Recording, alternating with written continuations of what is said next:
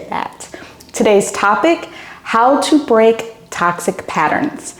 Now, when I talk about toxic patterns, I'm talking about them in all of ways. You can have toxic patterns in relationships, the type of people that you keep drawing into your life. Maybe they're narcissists, maybe they are manipulators, maybe they are unemotionally available, maybe you always have trust issues because you constantly attract people that cheat on you. But you can also have toxic patterns with substance abuse. Maybe you have difficulty with drinking or with drugs. But there are also emotional toxic patterns that many of us have, like anger. You find yourself getting angry more often than you want to, or more easily than you prefer. It can also happen with feelings of insecurity. You often feel less than, you often feel unworthy. You can also have toxic patterns with anxiety and depression, with the constant negative thinking and the painful thoughts that you experience. So this episode is about how to break those patterns in your life, no matter what it is. One of the reasons that people experience toxic patterns in their lives are because of your belief systems. Belief systems determine what you think and how you feel.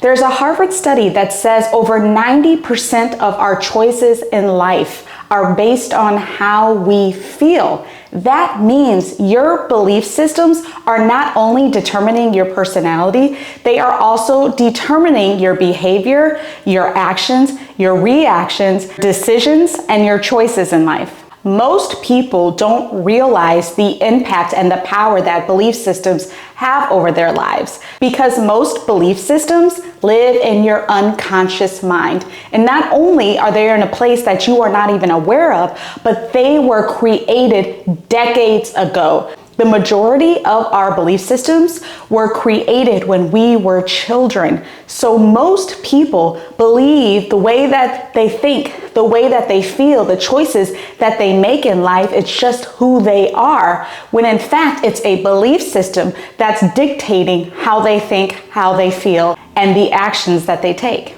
A person that wants to break a toxic pattern in their life, whether it's substance abuse, whether it's in their relationships, whether it's with their anxiety or their depression or their anger or their insecurity, they must discover the limiting belief that is within them.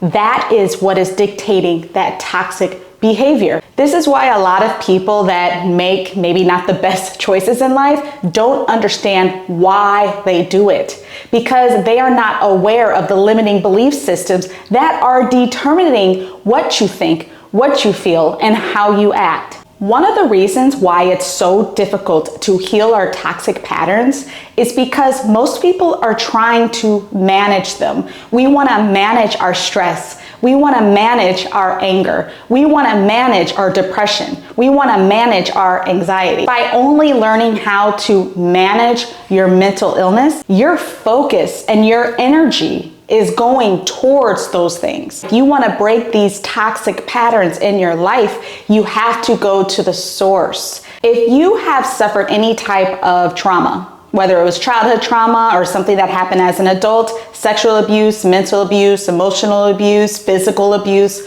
whatever it is, the past is in the past. What people must understand is that when you suffer something really extreme in your life, the past may be in the past, but how it impacted your brain, how it altered your brain is still very present. So if you want to create healing in your life, if you want to break toxic patterns in your life, it's not about redigging and rehashing all the things that happened to you and what people said and did to you. It's about learning the state of the mind, how the mind is today. I compare our lives kind of like a castle. If the castle's breaking down, if the windows are broken, you fix the windows. If the roof is messed up, you'll try to fix the roof. If the painting is chipping, you'll fix the painting. But you notice that something keeps happening with the castle. Something keeps happening in your life. The reason is because we're so focused on the areas in our life, those painful areas, and trying to control that and manage that, and not focusing on the foundation. The reason why you experience anxiety, the reason why you have anger issues, the reason why you're depressed, the reason why you have so many painful relationships in your life is not because of the castle that you built. It's because of the foundation that the castle was built on. Most people have like quicksand for their foundation, and they're so busy trying to patch up all these areas in their life, and then things keep happening. We need to build a stronger foundation made of cement and not quicksand. Our limiting beliefs, that is quicksand. And it's time to create new beliefs that align with our greatest self. I often tell people emotions are not irrational. Emotions are extremely logical. The stories that I hear from the people that have been through trauma, I completely understand why they have panic attacks, why they have anxiety attacks, why they are experiencing depression, why they push people away and can't trust anybody and want to put walls up. Of course you do that. When you hear people's story, it makes sense. So I am here to tell you, never allow anybody to invalidate how you feel. Your emotions are completely valid, and it makes sense why you are the way you are. I am not here doing what I do to tell people how they are supposed to feel, how they are supposed to think, that this is wrong, this is right, this is good and evil. My job is to let people know if they don't like how they feel, if they don't want to feel this way, I am offering them a solution on how they can create new belief systems and create a more supporting mind, to be more loving, more compassionate, more trusting, more patient. All you have to do is understand why you think the way you do, why you feel the way you do. And there's nothing wrong with anybody's emotions. It doesn't matter what it is.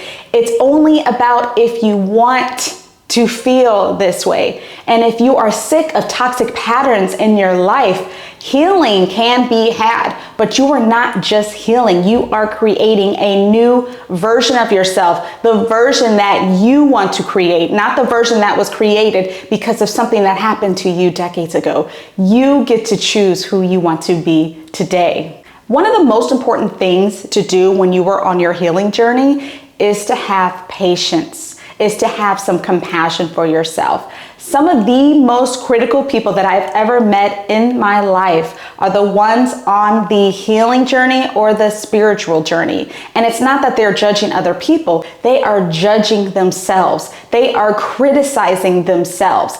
And I tell them, would you criticize a 12-year-old for not knowing how to read? Would you judge that child? No. You wouldn't judge him. You would know that the adults around him failed him. They didn't give him the tools needed to be able to read. And I say that to people who are on the start of their healing journey. Stop judging yourself. Stop criticizing yourself of where you are supposed to be. Nobody taught you. Nobody taught you how the mind works. Nobody taught you how our emotional body works. Nobody taught you how your thoughts and emotions impact the chemicals that run through our body. Nobody taught you how your energetic body impacts your entire life.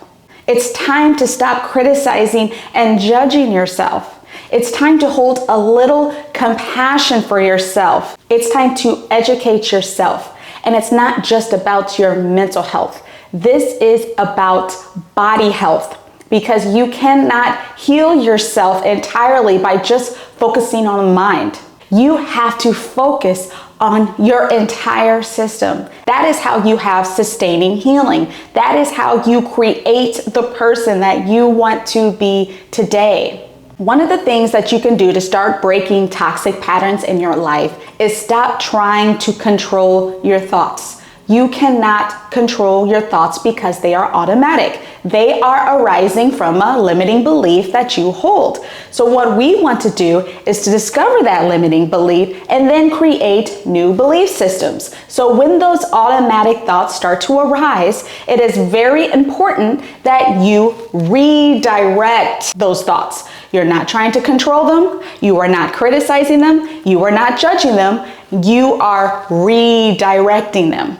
And you do that by thinking of something that you are grateful for in your life. And it doesn't matter what it is. It could be your parent, your child, your dog, your job, that it's sunny outside, that you're breathing, you had dinner last night, whatever it is. The whole point of gratitude, it doesn't matter what you are grateful for. It's the emotion of gratitude. So if you start to feel those thoughts of anger, if you start to have those anxious thoughts that arise, if you start to have those depressive thoughts, think of something that you are grateful for and feel it in your body. This is not controlling your thoughts. This is just redirecting them. All thoughts is just energy. So this is you redirecting the energy. You're not trying to shut it. You cannot shut your thoughts up.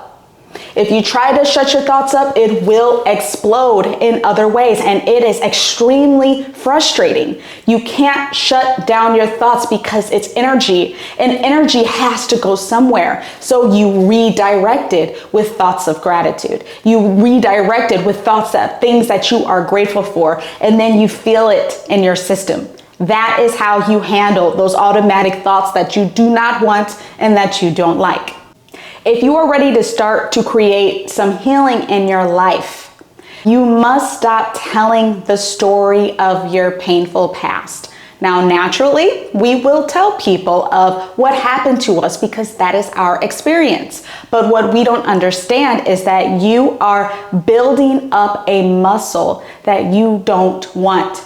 So by telling your story of I was abused as a child, whether it was mentally, physically, sexually, or emotionally, you are unintentionally strengthening that muscle that I am not enough, that I am unworthy.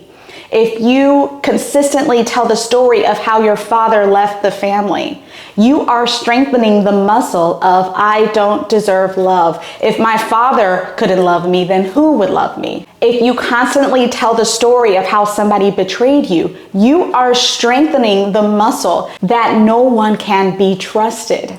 The mind doesn't know the difference between real life and imagination. So by you constantly telling that sad story over and over again, your mind thinks that it's happening. And so it creates these protective mechanisms to make sure that it doesn't happen anymore.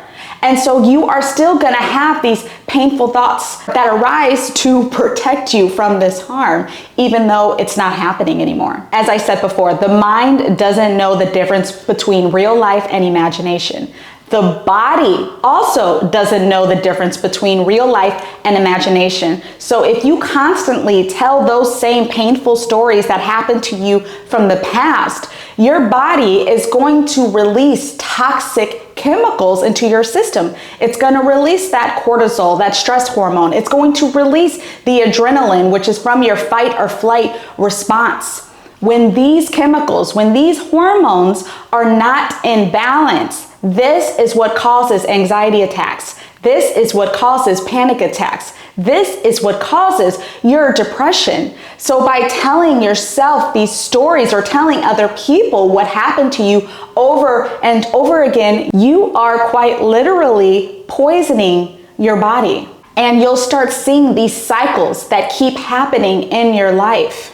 One of the things that you can start doing, instead of telling these sad stories over and over, tell joyful stories of your past. Tell happy stories from your past. And if you can't think of joyful and peaceful times of your past, use your imagination. Your imagination is one of the greatest gifts that we have been given as human beings. Make up the story.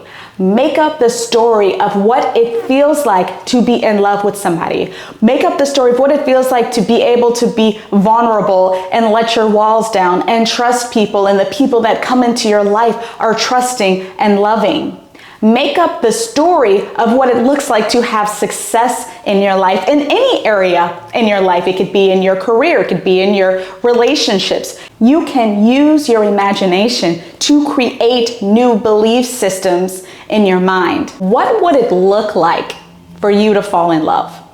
What would it look like for you to be vulnerable? What would it feel like for you to be able to welcome people into your life? I want you to think it, and I want you to feel it. You can even get in a journal, write it out. I remember before I was married, this was, I don't know, maybe 15, 16 years ago, I was having a lot of issues with men and trusting men and all of that stuff. And I remember I wrote down in my journal 2 pages of thanking my husband as if he was here right now. I was that person that created this entire world in my head, thanking my husband for the love that he has brought in my life. And I wrote down in crazy detail how I felt, how I thought, the things that he brought in my life, how I was able to be vulnerable and trusting and joyful and thanking him.